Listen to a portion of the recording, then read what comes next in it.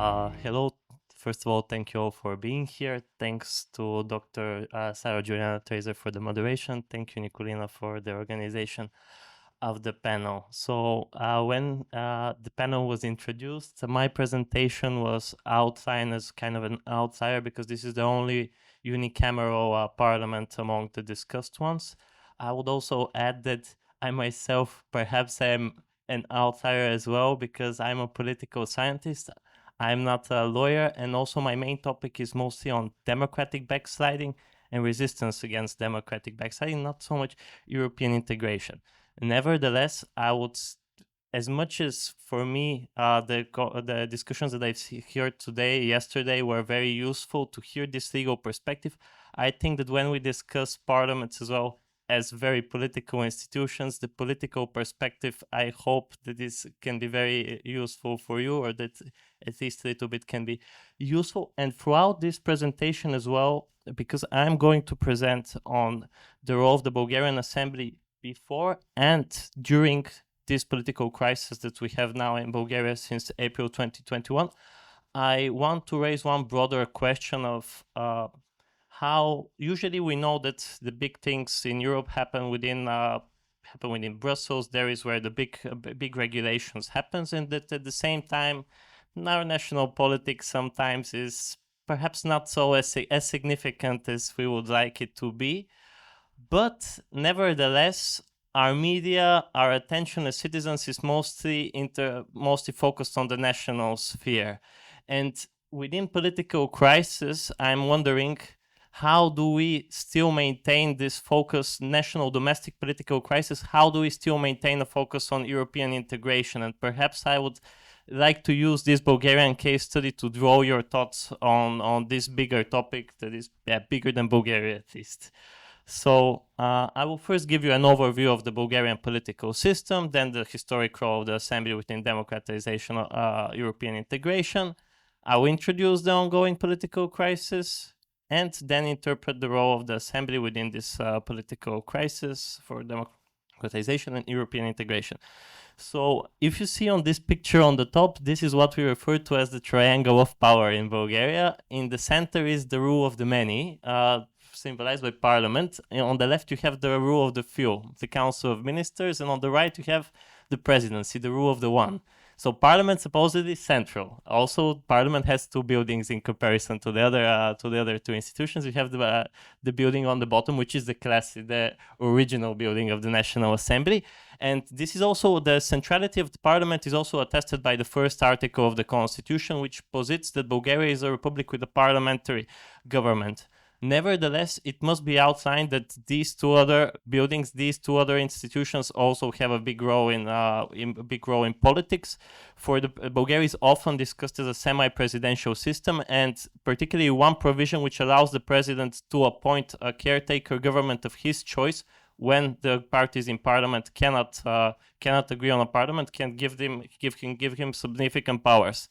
As per the Council of Ministers, contingent on the support of a coherent, stable majority, they can as well de facto override parliament as well. So parliamentary republic, but with some parentheses that are important to be noted. Historically, at first, in the onset of the tradition of Bulgaria, the parliament played a huge role. There were some ethnic tensions from the 80s between the country's Turkish minority and the Bulgarian majority, also ideological tensions, but the swift adoption or the drive towards adopting a constitution parliamentarized this conflict, societal conflicts, and we can say many things about the Bulgarian transition, but at least it remained peaceful. We can say that. And also this constituent assembly in December, before the adoption of the constitution, adopted a resolution supporting integration within the European communities at the time. So there was not yet the European Union.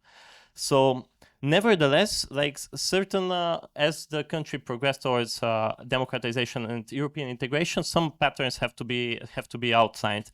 So firstly, the parties became more disciplined, more coherent, and whereas in the early years of the transition, you can see some kind of improvisation happening actually in parliament, in the end, parliamentarians became more trained. They were discussing with the prospective heads, and this in the end, Parliament became a more of a, let's say, kind of the official venue where we adopt laws, but not so much this how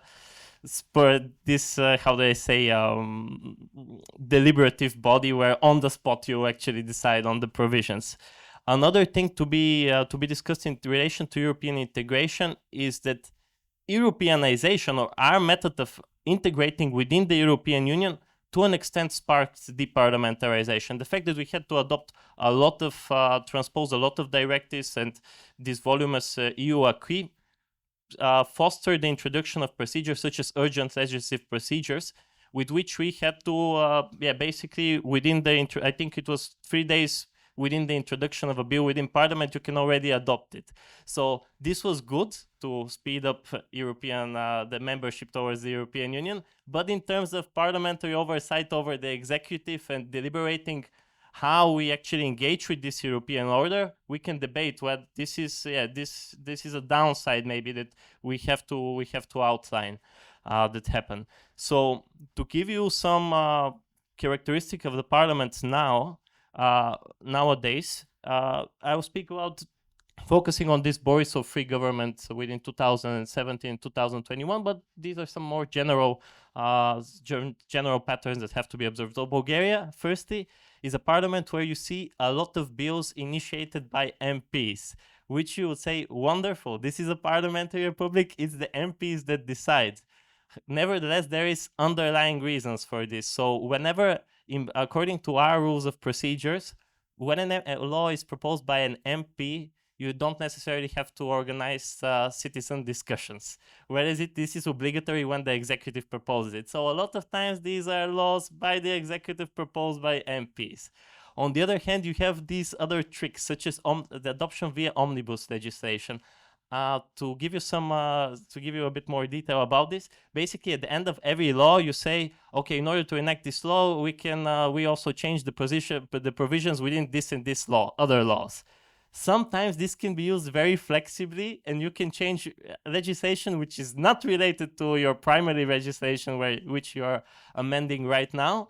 And this is done to kind of bypass again media attention, etc. So this can be done by MPs as well. So there are these practices that can happen. And what I was saying about the executive being able to override sometimes some kind of the decline of legislative oversight, it was also illustrated by the fact that the prime minister at the time came to Parliament only 7 times in 4 years. So not even averaging 2 times per year. He can send his deputy prime ministers there, but he himself was kind of moving away from this topic, and 20% of the questions were only answered. So you can see some kind of significant decline in terms of oversight. So how does this relate to European integration, and how did European integration proceed in the meanwhile? So can we say, yes, the parliament remained an important public forum from European integration. So, and this was ensured by certain provisions within the rules of procedure. So within the beginning of every year, Parliament is obliged to submit a plan of which legislation has to be harmonized and what steps need to be taken throughout the course of the year. And also within the before every presidency happens, the prime minister normally has to come, or deputy prime ministers, they have to come to Parliament and discuss what is going to happen during this presidency. So there is discussions that are happening about European integration, but this does not necessarily mean that the Parliament can shape the policy of the government, can oblige the government to do something. Obligations happen whenever ratifications are needed, not for all positions, and also the fact that the Parliament does not have a very big research center. This also hampers the expertise within Parliament with which to react. Certainly, there are some members within the administration who can check whether laws are broadly in line with European standards, but but there is a deficit in terms of expertise on issue areas. For example, advice that could be given to MPs in terms of, okay, how does a particular modification that is about to happen within the European Union impact Bulgarian industry, or so it's more on the current expertise is more on technical. It's more on the technical side in terms of, okay, are we in line with EU legislation? Not so much on the substance. And I think this is something that that kind of undermines the expert role of Parliament within European integration. Still, whenever an issue is very political, such as the Posted Workers Directive, to give you some context, this was about truck drivers being obliged to return to their country of origin,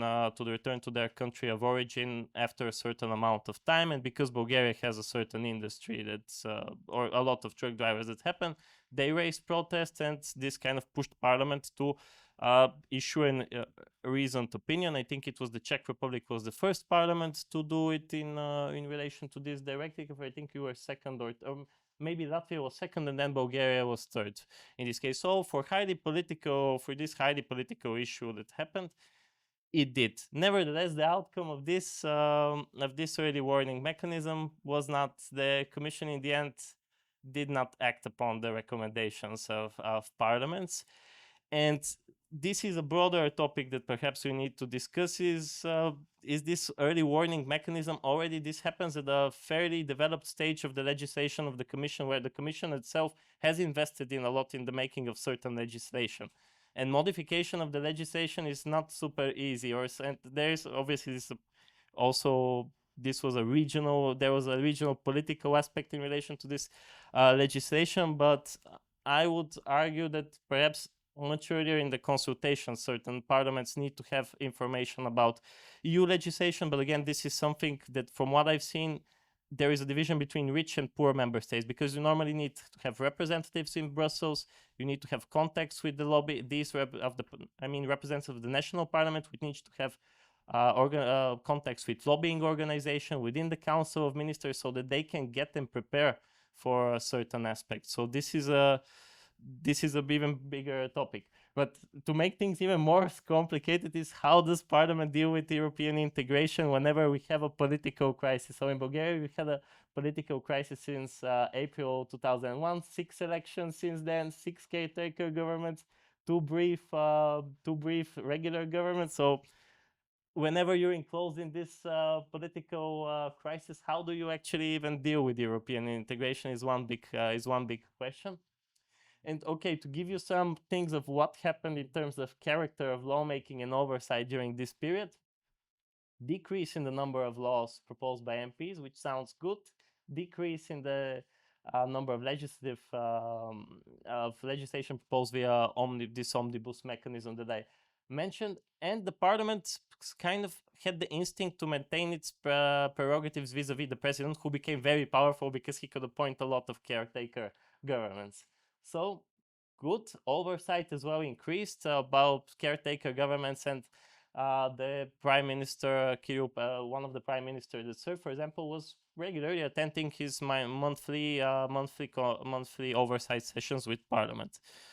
Nevertheless, certain things, also instability entails consequences, and for example, appointments within public administration and the judiciary, which can become political topics, were not enacted. It's a very small picture here that you have on the bottom right, but basically, if you have 70, around 80 positions that are appointed by Parliament within this period, you've had 10 who are appointed now, and you have 60 others that have expired mandates currently, and some of them are forcefully staying within a position. So, and also, not quality of lawmaking still remains an issue because of this lack of expertise. Some of the amendments to the constitution was struck down by the constitutional court because of this. Also, and here is perhaps the most important slide for this presentation at hand. Instability, the fact that you became so englobed within domestic politics, meant that even the annual work programs were not discussed. Discussions also during the beginning of each presidency stopped being organized. And Bulgaria is the only parliament that has not discussed the adoption, that before the plan was adopted, did not have discussion on its recovery and resilience plan, despite this being a multi-billion plan that obviously you're very incentivized. to do so. But this kind of, you see the impact of domestic politics really swallowed these issues. And then to show, and yes, again, I reiterate, lack of expertise with, and this is for, I think one of the key vets of here is really what kind of expertise you have within the parliament, that we need to really, I think, boost this expertise, in-house expertise within parliaments. Obviously, you can never match the executive who has thousands of employees focusing on different issue areas, but you need to have something within parliament to kind of stay competitive within this expansion of the executive state. Again, you can see some kind of reaction to an overly political topic related to European integration, but overly political. So here in particular, I'm speaking about the accession of the North Macedonian parliament to the EU. The parliament, despite this instability, because it's a political topic, because everybody wants to look good in front of their voters, or at least related to the public perceptions. I'm not going to discuss about the substance of this bilateral issue. I'm just, but we can all agree that it's a highly politicized, topic. You can see that MPs, whenever there was discussions, kind of the European Council presidencies were thinking, okay, who do we speak to in Bulgaria right now with all this instability happening? They were speaking with the president, but the president says there was this prior resolution that the parliament adopted in 2019, which is highly restrictive. But we don't have a government, we don't have a majority that can adopt a new one.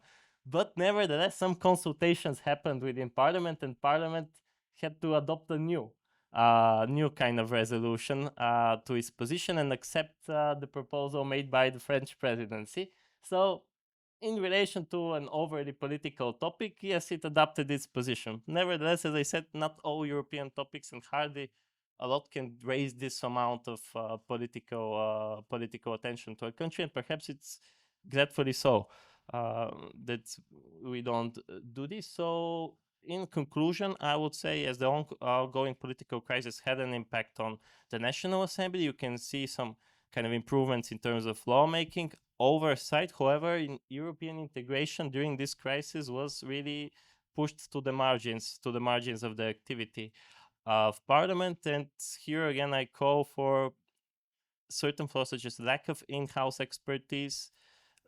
This is very important. And perhaps one bigger question that I would like to ask for the discussion is, how do you incentivize, because for me this is a very big topic, how do you incentivize national politicians to work on European legislation and to be involved with European legislation? I think this is, of course, this now is one perversion that we see here because of the nature of this political crisis, but I think it's a big issue for all European member states in general. Thank you very much for your attention.